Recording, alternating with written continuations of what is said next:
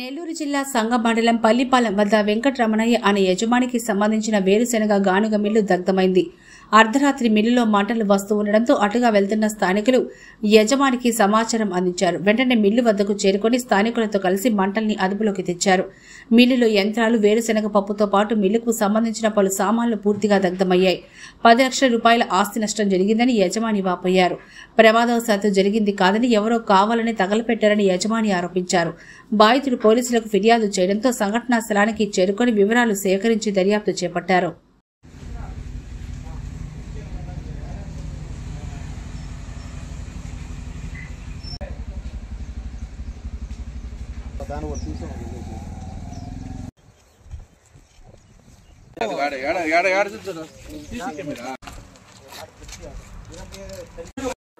నమస్కారం, మాది పల్లిపాలెం. నేను గత 4 సంవత్సరాల నుంచి ఇక్కడ మిల్లు పెట్టుకుని వేరుశెనగ మిల్లు, ఆయిల్ మిల్లు, గానుగా పెట్టుకుని ఉన్నాను. రాత్రి 9 గంటల దాకా ఇక్కడే ఉండి తాళాలు వేసుకొని వెళ్ళాను. బయట లైట్లు వేసుకొని. నైట్ మా ఊరు అబ్బాయి మోటార్ల కాడికి పోయి ఒక అతను పెళ్ళికి పోయి వస్తా చూసి నీ మిల్లులో ఇట్లా మంటలు అవుతున్నాయని ఇంటికి వచ్చి లేవగొట్టాడు.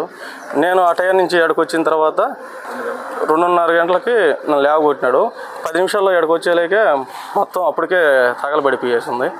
వచ్చి మా ఊర్లో 10 మందిని తీసుకొని వచ్చి బిందెలతో కాలువలో నీళ్లు తీసుకొని వచ్చి ఆరిపినాం. అన్నీ 10 లక్షలు పైన పోయింది.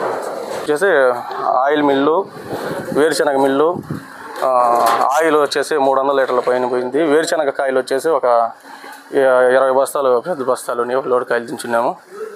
ఇంకా వేరుశెనగ చెక్క అయితే మొత్తం ఎలక్ట్రానిక్ వస్తువులు అన్నీ కూడా 10 లక్షల పైన ఉంటాయి. చేసినాము. కానిస్టేబుల్ గారు, ఎస్ఐ కూడా మంచిగా వస్తూ ఉన్నారు ఇప్పుడు. సరే, అదైతే ఎలక్ట్రానిక్, ఇది ఎర్త్ పవర్ సప్లై అయితే కాదు. 2 గంటలకు 3 ఫేస్ వస్తుంది మాకు. ఆ టైంలో జరిగేదానికి 2:30కి మేము వచ్చేలాకే ఇట్లాగా IPS ఉంది. ఆ పక్కన రేకులు అవన్నీ కూడా ఉంచేసి లోపల ఎవరో పెట్రోల్ పోసి కావాలనే ఏదో చేసినారు. సరే, అనుమానంగా ఉంది మాకు.